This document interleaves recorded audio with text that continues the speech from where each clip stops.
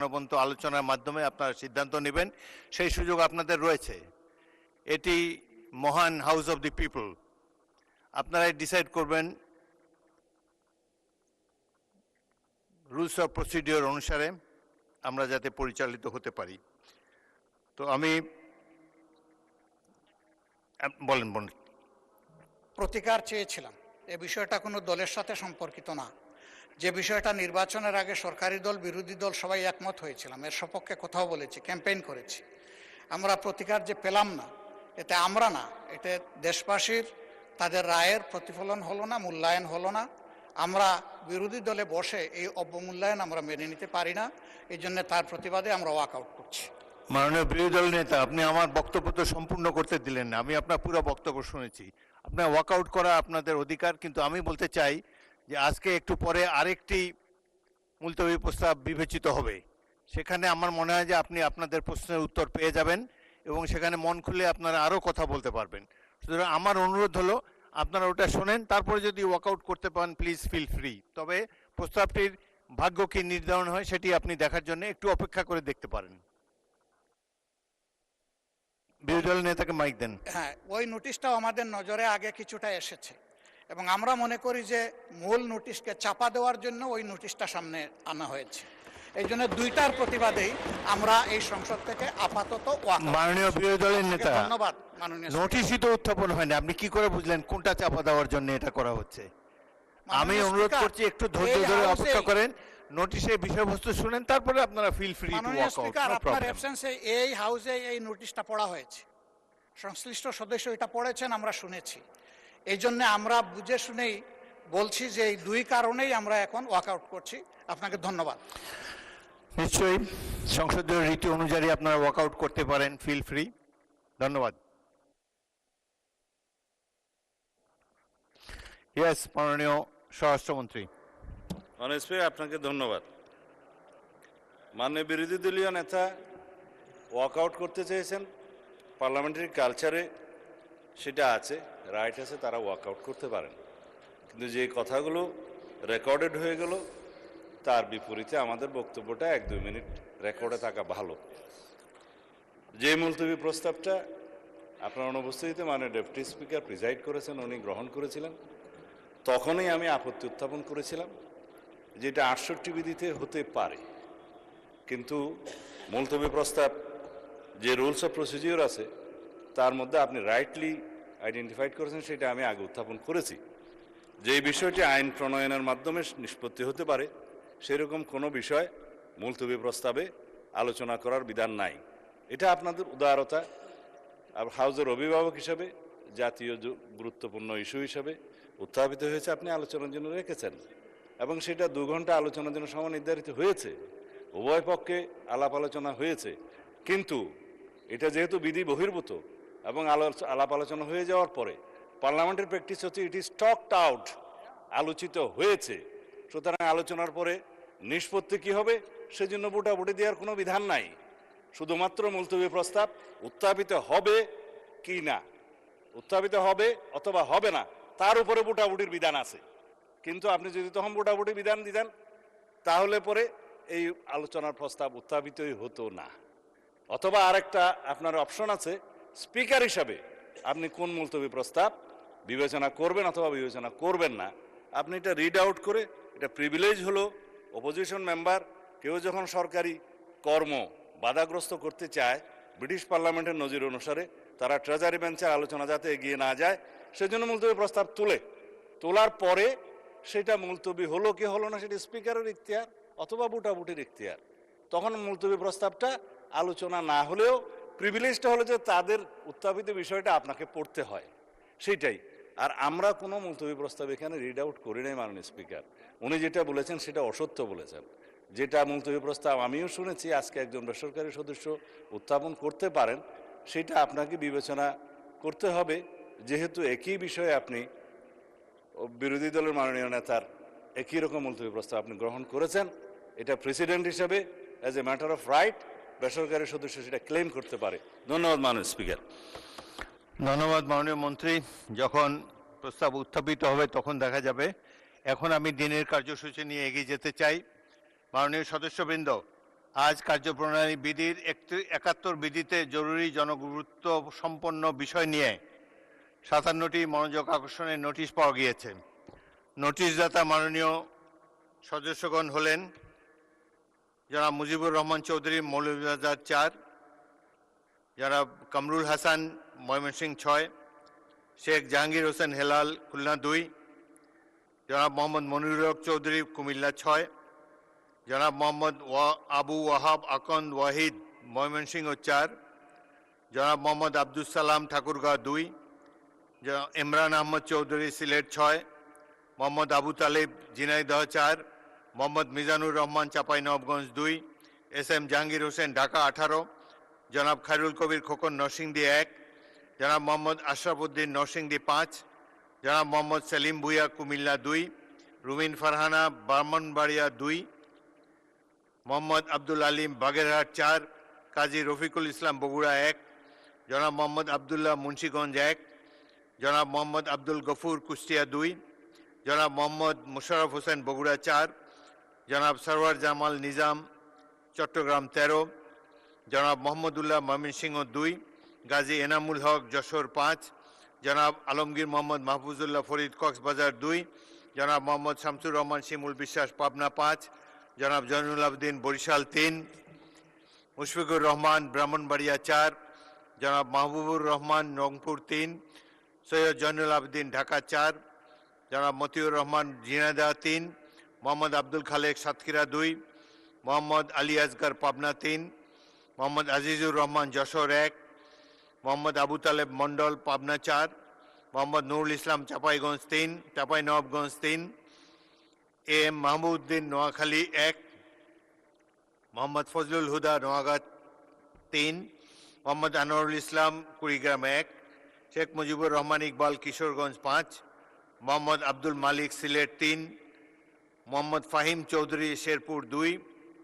মোহাম্মদ মাজেদুর রহমান, গাইবান্ধা 1, ফখরুদ্দিন আহমদ, ময়মনসিংহ 11, মাসুদ সাইদি, পিরোজপুর 1, মোহাম্মদ গোলাম রব্বানী, রংপুর 5, জনাব মোহাম্মদ আতাউর রহমান, নড়াইল 2, মোহাম্মদ জাহাঙ্গীর আলী মিয়া, Madaripur 2, Mohammad Abdul Baten, Dhaka 16, GM. Nazrul Islam, Satkhira 4, Abul Kalam Azad Siddiqui, Tangail 7, doctor Mohammad Mahbubur Rahman, Mymensingh 7, Mohammad Shafiqul Islam, Patuakhali 2, Mohammad Abul Kalam Azad, Khulna 6, Mohammad Shawkatul ইসলাম, মৌলভীবাজার 2, আব্দুল হান্নান মাসুদ, নোয়াখালী 6, মশিউর রহমান খান, বাগেরহাট 1, আনিসুর রহমান, মাদারীপুর 3, মোহাম্মদ ইলিয়াস মোল্লা, ফরিদপুর 1, মোহাম্মদ জহিরুল ইসলাম, চট্টগ্রাম 16, মাসুম মুস্তফা, নেত্রকোনা 5, আব্দুল বারী সর্দার, Rajshahi 4, SM. Rafiqul Islam, Gazipur 3, Khandakar Abu Ashfaq, Dhaka 1, Mohammad Akhtaruzzaman, Mymensingh 10, Syed Jahangir Alam, Dinajpur 3, Salauddin, Gazipur 4, Mohammad Waliullah, Barguna 1, Mohammad Hasan Rajib প্রধান, লালমনিরহাট 1, হাফিজ Mohammad Rabiul Bashar, Satkhira 3, Mohammad ইজ্জতুল্লাহ, Satkhira 1, A B M. Mosharraf Hossain, Patuakhali 4, Mohammad Mahbubul Alam, Kurigram 3, Shahjahan Chowdhury, Chittagong 15, Mohammad Ruhul Amin, Rangpur 6, Mohammad Golam রসুল, যশোর 4, মোহাম্মদ জাহিদুর রহমান, ঠাকুরগাঁও 3, শেখ ফরিদ আহমদ, চাঁদপুর 3, এস.কে. আজিজুল বারী, খুলনা 4, মোহাম্মদ তাজউদ্দিন খান, মেহেরপুর 1, মোহাম্মদ নাজমুল হুদা, মেহেরপুর 2, মোহাম্মদ মাসুদ পারভেজ, চুয়াডাঙ্গা 1, মোহাম্মদ আবু সুফিয়ান, চট্টগ্রাম 9, মোহাম্মদ ফখরুল ইসলাম, নোয়াখালী 5, মোহাম্মদ মনোয়ার হোসেন, মাগুরা 1, মোহাম্মদ শফিকুর রহমান, শরীয়তপুর 2, মোহাম্মদ রুহুল আমিন, চুয়াডাঙ্গা 2, এম.এ. হান্নান, ব্রাহ্মণবাড়িয়া 1, মোহাম্মদ জয়নুল আবেদিন ফারুক, নোয়াখালী 2, মোহাম্মদ আব্দুল করিম, গাইবান্ধা 2, মোহাম্মদ রুহুল আমিন দুলাল, পিরোজপুর 3, মোহাম্মদ আবুল হাসান, সিলেট 5, মোহাম্মদ আলী আজম মোহাম্মদ আবু বকর, ঝিনাইদহ 2, মোহাম্মদ রায়হান সিরাজি, রংপুর 1, মোহাম্মদ আখতার হোসেন, রংপুর 4। মোহাম্মদ রাশেদুল ইসলাম শেরপুর 1, মোহাম্মদ আমির হামজা কুষ্টিয়া 3, মোহাম্মদ মুজিবুর রহমান রাজশাহী 1, মোহাম্মদ কামরুজ্জামান কামরুল সুনামগঞ্জ 1। নোটিশগুলোর মধ্য হতে আমি কুমিল্লা 6 আসন থেকে নির্বাচিত মাননীয় সংসদ সদস্য জনাব মোহাম্মদ মনিরুল হক চৌধুরী, সিলেট 3 আসন থেকে নির্বাচিত মাননীয় সদস্য মোহাম্মদ আব্দুল মালিক এবং পিরোজপুর 1 থেকে নির্বাচিত মাননীয় সদস্য জনাব মাসুদ সাইদি, এই 3টি নোটিশ আমি গ্রহণ করলাম। বাকি নোটিশগুলো গ্রহণ করা সম্ভব হলো না বলে দুঃখিত। যাদের নোটিশ গ্রহণ করা হয়নি, বিধি অনুযায়ী তাদের মধ্য থেকে প্রত্যেকে নিজ নিজ বিষয়বস্তু সম্পর্কে 2 মিনিট করে বক্তব্য রাখার জন্য আহ্বান জানাচ্ছি। 2 মিনিট পর মাইক অফ হয়ে যাবে। তবে 30 মিনিটের মধ্যে যতজন সদস্য বক্তব্য রাখা সম্ভব ততজন সদস্য বক্তব্য রাখবেন। ধন্যবাদ। এখন বক্তব্য রাখার জন্য আহ্বান জানাচ্ছি শেখ জাহাঙ্গীর হোসেন হেলাল, খুলনা 2।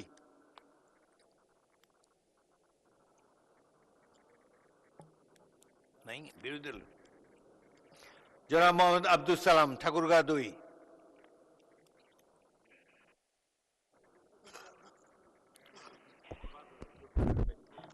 বিসমিল্লাহির রহমানির রহিম। কথা বলার জন্য ধন্যবাদ মাননীয় স্পিকার। আমি বাংলাদেশের উত্তরে একটি ডিস্ট্রিক্ট, আপনারা জানেন ঠাকুরগাঁ জেলা, এবং তারও সীমান্তবর্তী এলাকা ঠাকুরগাঁ 2। সেই এলাকা আমি একজন সাংসদ। এতে আমি আমার বক্তব্য শুরুতেই আমি শ্রদ্ধার সাথে স্মরণ করছি স্বাধীনতার ঘোষক, বহুদলীয় গণতন্ত্রের প্রবক্তা এবং আমাদের জাতীয় দলের প্রতিষ্ঠাতা জনাব শহীদ প্রেসিডেন্ট জিয়াউর রহমানকে। আমি শ্রদ্ধার সাথে স্মরণ করছি দেশনেত্রী বেগম খালেদা জিয়াকে এবং বিগত আন্দোলনে এবং 71-এ যারা শহীদ হয়েছেন তাদের সবাইকে আমি করুণাময় আল্লাহর কাছে দোয়া করছি, আল্লাহ যেন তাদেরকে ব্যস্ত নসিব করেন। আমি আজকে এই সংসদে দাঁড়িয়ে কথা বলছি, যাদের সমর্থন আমার চেয়ে বেশি ছিল সে হল আমার জনগণ। তারা ভোট দিয়ে আমাকে এই সংসদে কথা বলার সুযোগ দিয়েছেন। আমি ধন্যবাদ জানাতে চাই এবং কৃতজ্ঞতা জানাতে চাই আমাদের এই সংসদের নেতা এবং আমাদের মাননীয় প্রধানমন্ত্রী জনাব তারেক রহমানকে। উনার অনুপ্রেরণায় আমি আজকে এই সংসদে এসেছি।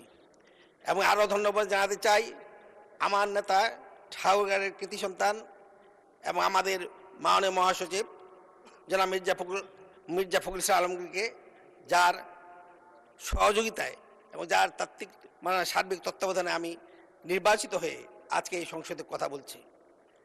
উপস্থিত মাননীয় সংসদবৃন্দ, আমার এলাকা এমন একটি এলাকা, এখানে আগে আমরা জানতাম ঠাকুরগাঁ এই বালিয়াডাঙ্গি এবং হরিপুর ঠাকুরগাঁ 2 আসন বাংলাদেশের মধ্যে সবচেয়ে গম বেশি উৎপাদন করত।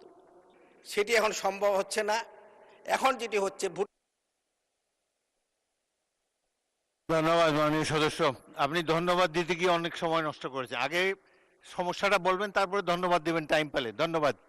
পরবর্তী বক্তা জনাব আবু তালেব, ঝিনাইদহ 4। মূল কথাটা আগে বলেন, ধন্যবাদ পরে দিন।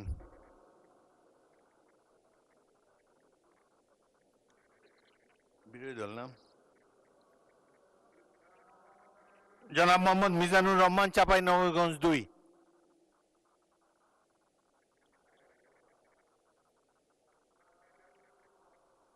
জনাব খায়রুল কবির খোকন, নরসিংদী 1।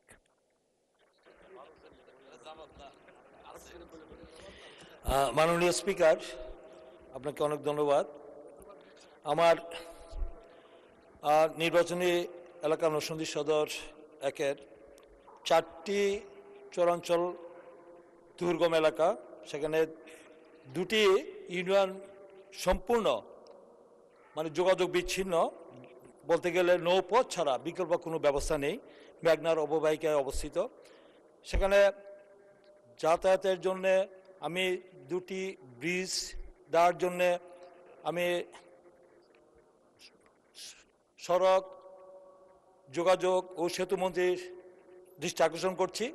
সেই 2টি ব্রিজ হলো, আমি 2টি ব্রিজের যে সংযোগ করার জন্য যেটা আমি বলতে চাই সেটা হলো করিমপুর আলোকবালি, শ্রীনগর বিটিরচর। এই 2টি ব্রিজ হলে শহরের সাথে জনগণের যোগাযোগ নিবিড় হবে এবং এই এলাকায় যে মানুষের জীবনযাত্রার মান এবং আধুনিক সুযোগ সুবিধা থেকে তারা সম্পূর্ণ অবহেলিত বঞ্চিত। এই এলাকার মানব দীর্ঘদিন যাবৎ অবহেলিত এবং এই এলাকায় যদি যোগাযোগ ব্যবস্থা স্থাপিত হয় তো এলাকার আইনশৃঙ্খলা পরিস্থিতি থেকে শুরু করে মানুষের স্বাস্থ্য চিকিৎসা এবং জীবনযাত্রার মান অনেক উন্নয়ন হবে। তাই আমি দ্রুত এই দুটি ব্রিজ নির্মাণ করার জন্য উদ্যোগ নেওয়ার জন্য আমি বিশেষভাবে অনুরোধ করছি। ধন্যবাদ মাননীয় স্পিকার। পরবর্তী বক্তা রুমিন ফারহানা, ব্রাহ্মণবাড়িয়া 2। মাননীয় স্পিকার, আপনাকে ধন্যবাদ। মাননীয় স্পিকার, দীর্ঘদিন পর্যন্ত এই দেশে কোনো নির্বাচন হয় নাই। মানুষ তাদের পছন্দের প্রতিনিধি নির্বাচন করতে পারে নাই। জাতীয় নির্বাচন থেকে শুরু করে স্থানীয় পর্যায়ে নির্বাচন পর্যন্ত প্রত্যেকটি নির্বাচন ছিল কারচুপিপূর্ণ। সে কারণেই একবার সংসদে আমি মজা করে বলেছিলাম, সুষ্ঠু হয়েছে নির্বাচন, ভোট দিয়েছে প্রশাসন, তাকিয়েছিল জনগণ, এর নাম বাংলাদেশের নির্বাচন।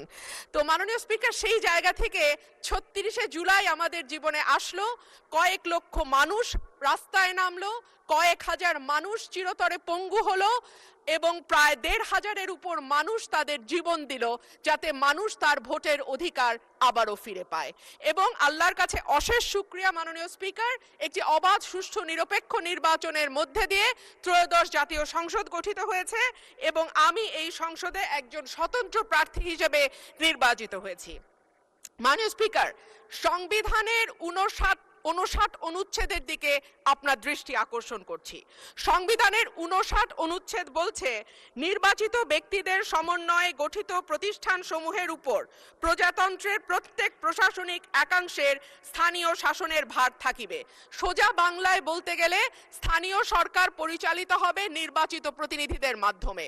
কিন্তু আমরা বিস্ময়ের সঙ্গে এবং দুঃখ নিয়ে লক্ষ্য করলাম, একটি নির্বাচিত সরকার ক্ষমতায় আসবার পরপরই স্থানীয় প্রশাসনগুলোতে প্রশাসক নিয়োগ করেছে। মাননীয় স্পিকার, যখন শেখ হাসিনা পালিয়ে গেল তখনকার পরিবর্তিত পরিস্থিতিতে অন্তর্বর্তীকালীন সরকার প্রশাসক নিয়োগ দিতে বাধ্য হয়েছিল, কারণ আমরা দেখেছি ইউনিয়ন পর্যায়ে উপজেলা পর্যায়ে চেয়ারম্যান বা মেম্বার যারা ছিল তারাও পালিয়ে গেছে। কিন্তু এই অবস্থা তো মাননীয় স্পিকার এখন আর নেই।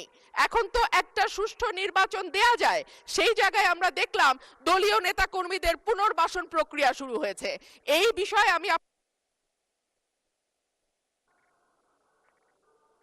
পরবর্তী বক্তা জনাব মোহাম্মদ আব্দুল্লাহ, মুন্সিগঞ্জ 1।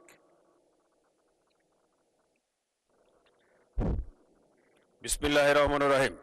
সকল প্রশংসা আল্লাহর। আমি সবার আগে ধন্যবাদ জানাই আমার দলের প্রতিষ্ঠাতা শহীদ রাষ্ট্রপতি জিয়া রহমানকে। আজকে স্মরণ করি আমি আমার নেত্রী দেশনেত্রী বেগম খালেদা জিয়াকে, এবং যিনি আমাকে এই সংসদে আসার জন্য সুযোগ করে দিয়েছিলেন, আমাদের দলের এবং এই সংসদের নেতা এবং বাংলাদেশের প্রধানমন্ত্রী তারেক রহমানকে। এবং আমি আরও ধন্যবাদ জানাই আমার মুন্সিগঞ্জ 1-এর সর্বস্তরের জনগণকে, যারা আমাকে বিপুল ভোটের মাধ্যমে এই সংসদে আসার সুযোগ করে দিয়েছেন। আজকে আমি বলতে চাই, মাননীয়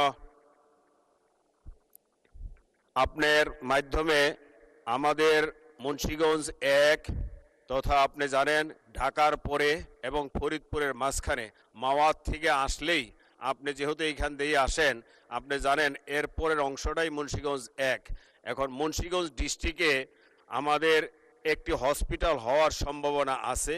এই হসপিটালটা যদি মুন্সিগঞ্জ 1-এর মাঝখানে হয় তাহলে কিন্তু মুন্সিগঞ্জ 1, মুন্সিগঞ্জ 2 এবং মুন্সিগঞ্জ 3 সবার জন্য উপকার হবে। এমনকি আপনার এই বরিশাল, খুলনা, ফরিদপুরের অঞ্চলেও এই উপকারটা আসবে। আর আমি বলতে চাই, আমার এলাকা মুন্সিগঞ্জ 1-এ কোনো ইউনিভার্সিটি নেই। এইখানে যদি একটা ইউনিভার্সিটি করা হয়, স্যার জগদীশ চন্দ্র বসুর এখানে জায়গা আছে, এখানে একটি কলেজ আছে, সেই জায়গাটি আমরা এই ইউনিভার্সিটির জন্য করতে পারি। সেটা যদি আমাদের মন্ত্রী মহোদয়, শিক্ষামন্ত্রী এক নজর দেন, তাহলে এইখানে একটা ইউনিভার্সিটি হলে আমার মনে হয় এই অঞ্চলের উপকার হবে। আশা করি আপনার মাধ্যমে আমি এই উত্তর পাবো। তাই পরবর্তী বক্তা মোহাম্মদ মোশাররফ হোসেন, বগুড়া 4। মাননীয় স্পিকার, আপনাকে ধন্যবাদ। মাননীয় স্পিকার, আমি বলতে চাই যে আমার নির্বাচনী এলাকা কাহালু নন্দীগ্রাম 39 বগুড়া 4। ইতিমধ্যে আমরা জানি যে 39 বগুড়া 4 নয়, উত্তর অঞ্চলের রাজধানী খ্যাত বগুড়া সবসময় বঞ্চিত একটি জনপদের নাম, যে বঞ্চিত জনপদ থেকে সবসময় বঞ্চনা এবং শোষণের শিকার হয়েছে সাধারণ মানুষও, সারা বাংলাদেশের মানুষ সবচাইতে বেশি শোষণ এবং বঞ্চনার শিকার হয়েছে আমার মাননীয় প্রধানমন্ত্রী পরিবার।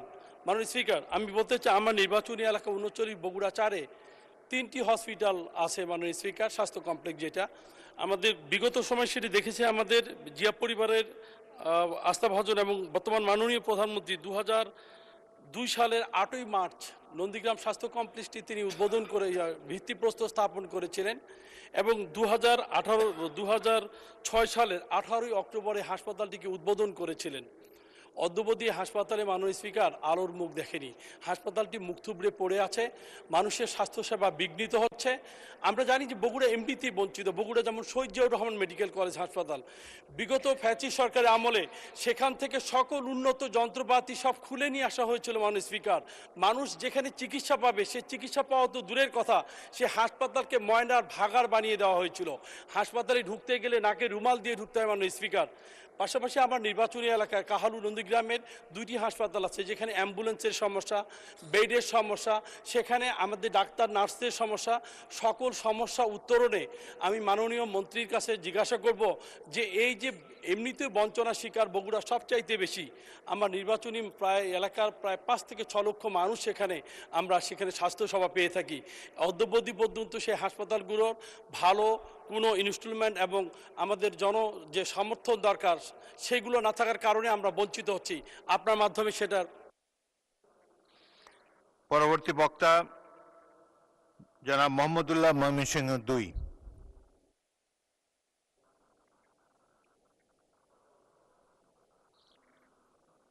পরবর্তী বক্তা গাজী এনামুল হক, যশোর 5।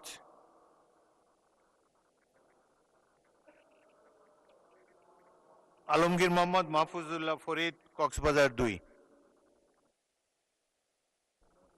বিসমিল্লাহির রহমানির রহিম। মাননীয় স্পিকার, আপনাকে ধন্যবাদ। আমি কক্সবাজার 2 মহেশখালী কুতুবদিয়া থেকে নির্বাচিত মাননীয় সংসদ সদস্য। আমি আজকে আপনার মাধ্যমে আমাদের মাননীয় প্রধানমন্ত্রী, আমাদের বাণিজ্য ও শিল্পমন্ত্রী এবং আমাদের কক্সবাজার এলাকার আমাদের গর্ব মাননীয় স্বরাষ্ট্র মন্ত্রীর দৃষ্টি আকর্ষণ করছে।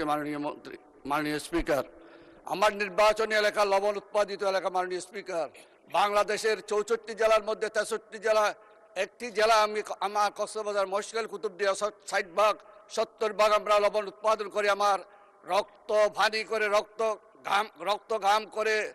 ঘামকে রক্ত করে আমরা উৎপাদন করি লবণ। সেই লবণের দাম আজকের প্রেক্ষাপটে আমি আপনার মাধ্যমে বলতে চাই মাননীয় সংসদ সদস্যদের,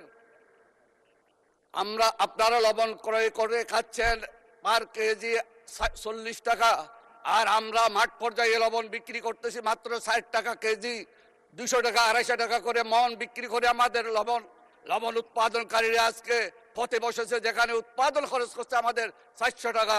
আমি আজকে মাননীয় স্পিকার আপনার মাধ্যমে মাননীয় প্রধানমন্ত্রী এবং আমাদের ব্যাক টু ব্যাক এলসি করে এবং আমাদের সোডিয়াম সালফেট লবণ আমদানি করে আমাদের লবণ শিল্পকে যদি এভাবে ধূলিসাৎ করা হয়, তাহলে আগামী বছর আমাদের লবণ চাষিরা যদি নিরুৎসাহিত হয়, তাহলে বাংলাদেশে 28 লক্ষ মেট্রিক টন আপনাদের আমদানি করতে হবে। তাই আজকে আমি বলতে চাই, আমাদের অন্তত পক্ষে আমরা খেয়ে পরে বাঁচতে পারি তো, আমাদের এই শরীর হয়েছে লবণের টাকায়, লবণের দামে। সেই লবণকে জাতীয় পর্যায়ে এনে আমরা যদি 60 টাকা 40 টাকা 400 টাকা পার মন যদি না পাই, আমাদের উৎপাদন খরচ যদি না পাই, আমরা নিরুৎসাহিত হয়ে যাব। মাননীয় স্পিকার, আপনি আপনার মাধ্যমে আমি আমার সংসদের পরবর্তী বক্তা জনাব মোহাম্মদ শামসুর রহমান শিমুল বিশ্বাস, পাবনা 5। বিসমিল্লাহির রহমানির রহিম। মাননীয় স্পিকার, 219 জন নতুন সংসদ সদস্য নির্বাচিত হয়েছে 111 পরবর্তী দীর্ঘ প্রায় 2 দশক পরে, গণতান্ত্রিক দীর্ঘ সংগ্রামের পরে। 219 জনের মধ্যে আমি একজন। আমাকে এই সংসদে মনোনীত করার জন্য আমি কৃতজ্ঞতা জ্ঞাপন করছি। নির্বাচনে আমাকে মনোনয়ন দেওয়ার জন্য প্রধানমন্ত্রী, আমাদের পার্টি চেয়ারম্যান, জননেতা তারেক রহমানের প্রতি, যিনি আমাকে এই সংসদে কথা বলার সুযোগ দিয়েছেন। আমি দীর্ঘ প্রায় 2 দশকের মতো দেশনেত্রী বেগম খালেদা জিয়ার বিশেষ সহকারী হিসাবে আমি কাজ করার সুযোগ পেয়েছিলাম। এই সুযোগে আমি তার মাগফিরাত কামনা করছি। পরম করুণাম আল্লাহ পাক যেন তাকে বেহেশত নসিব করে। তার যে অবদান, সে অবদান, এবং বিশেষ করে উনি যে মিথ্যা মামলায় আদালতে দাঁড়িয়ে যে একটি তার জবানবন্দি দিয়েছিলেন, সেটা বাংলাদেশের রাজনীতির ইতিহাসে এটি উপাখ্যান হয়ে থাকবে। আমি আজকের এই বক্তব্যের এই কালে আমি শহীদ রাষ্ট্রপতি, স্বাধীনতার ঘোষক, তার প্রতি কৃতজ্ঞতা জ্ঞাপন করছি।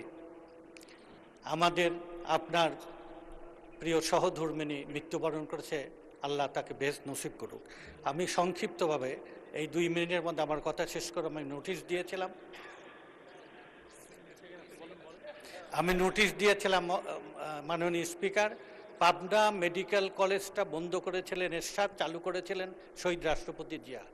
সেটাতে এখনও মেডিকেল কলেজে 500 শয্যার একটা অনুমোদন ছিল, অন্যত্র চলে গেছে। পাবনা সদর হাসপাতালে, যেটা বেগম খালেদা জিয়া উদ্বোধন করে আসছিলেন 500 হসপিটাল, সেটা অন্য একটা জায়গায় নিয়ে গেছে। এবং পাবনা মানসিক হাসপাতালের বরাদ্দ সেখানে এখনও ঝুলে রয়েছে। এই 3টি ব্যবস্থা আপনি। ধন্যবাদ মাননীয় সদস্য, আপনি আবার নোটিশ দেন, আমরা বিবেচনা করে দেখব। পরবর্তী বক্তা জনাব জয়নুল আবেদিন, বরিশাল 3।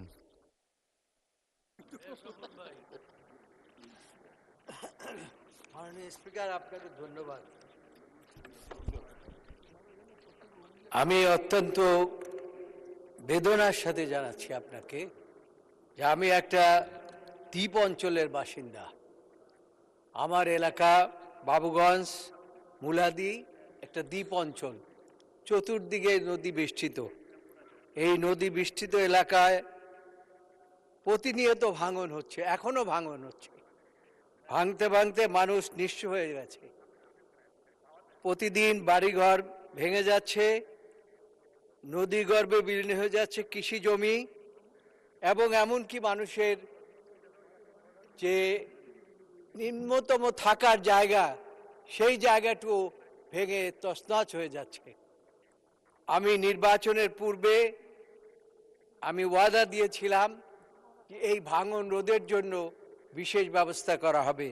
আমি জনাব পানি সম্পদ মন্ত্রী মহোদয়ের কাছে নিবেদন করছি, অনতি বিলম্বে যদি এইসব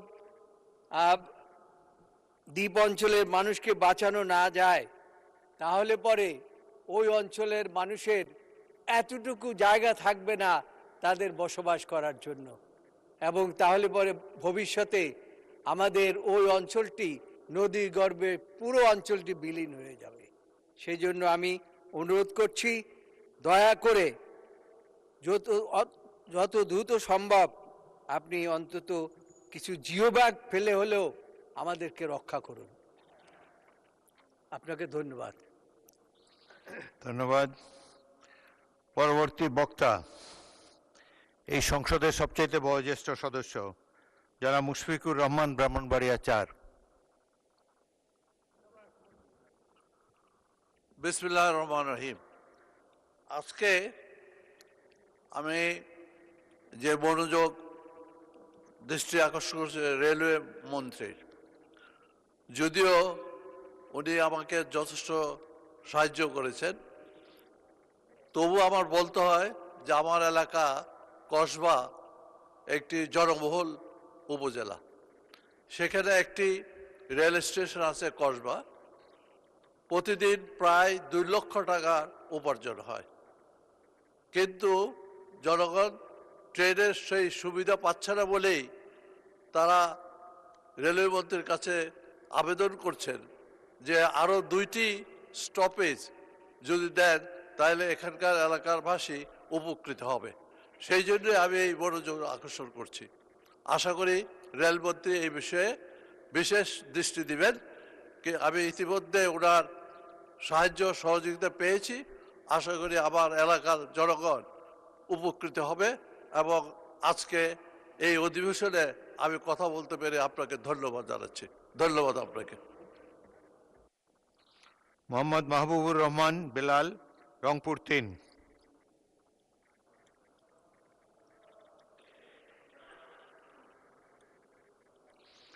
মোহাম্মদ মতিউর রহমান ঝিনাইদহ 3। মোহাম্মদ আব্দুল খালেক সাতক্ষীরা 2। মোহাম্মদ আজিজুর রহমান যশোর 1। মোহাম্মদ নুরুল ইসলাম চাঁপাইনবাবগঞ্জ 3। মোহাম্মদ ফজলে হুদা নওগাঁ 3। মশিউর রহমান ইকবাল কিশোরগঞ্জ। বিসমিল্লাহির রহমানির রহিম। সরি। সালাম আলাইকুম।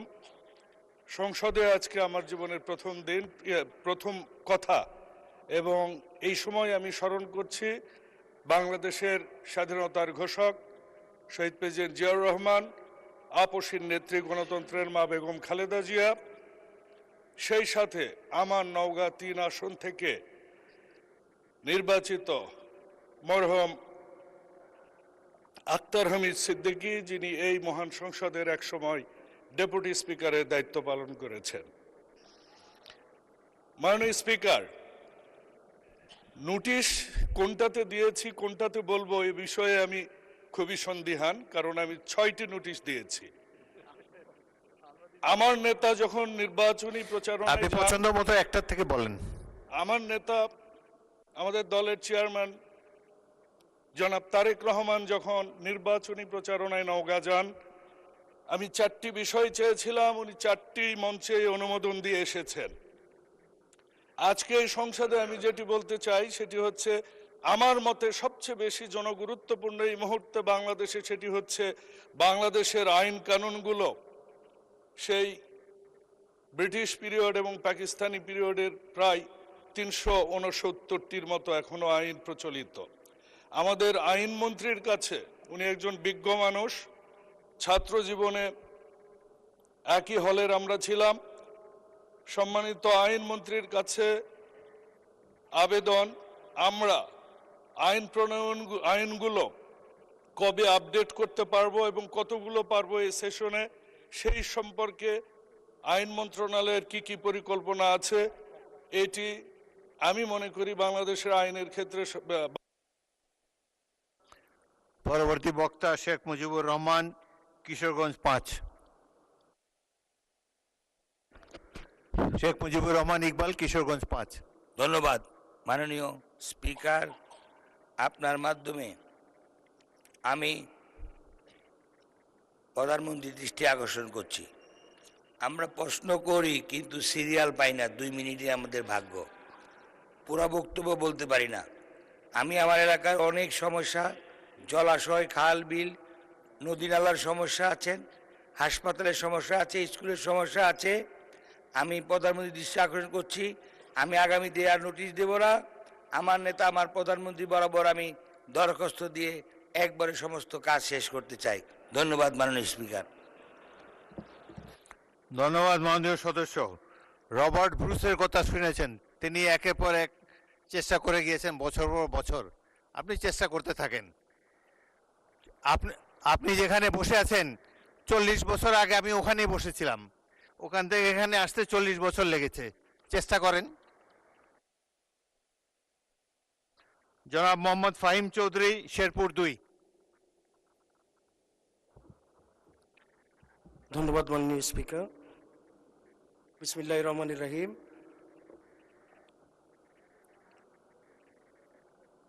আমার নির্বাচনী এলাকা শেরপুর 2, নকলা ও নালিতাবাড়ি উপজেলা এবং 2টি পৌরসভা নিয়ে গঠিত।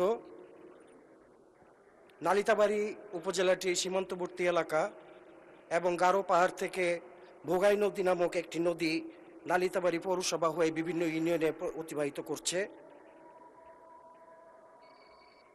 মাননীয় স্পিকার, আজান দিচ্ছে, থামবো কি? প্রতি বছর ভারী বর্ষণ, পাহাড়ি ঢল ও প্রবল স্রোতে তীব্র ভাঙন দেখা দেয় এবং এই ভাঙনের কারণে অত্যন্ত গুরুত্বপূর্ণ প্রতিষ্ঠান যেমন মসজিদ, মাদ্রাসা, শ্মশানঘাট, মন্দির ইত্যাদি প্রতি বছরই প্রতিনিয়ত বিলীন হয়ে যাচ্ছে নদীর গর্ভে। কমপক্ষে প্রায় 17টি পয়েন্টে নদী ভাঙনের দেখা দিচ্ছে এবং এটি তীব্র থেকে তীব্রতর হয়ে যাচ্ছে প্রতি বছরই। আমি আপনার মাধ্যমে মাননীয় পানি সম্পদ মন্ত্রীর দৃষ্টি আকর্ষণ করতে চাচ্ছি। এটিও অতীব জরুরি জনগুরুত্বপূর্ণ বিষয় এবং এটি একটি স্থায়ী সমাধান ব্লক স্থাপনের মাধ্যমে যদি করা যেত তাহলে আমাদের এলাকার জনগণ খুবই উপকৃত হবে। মাননীয় স্পিকার, আমি আজকে প্রথম আমার জীবনে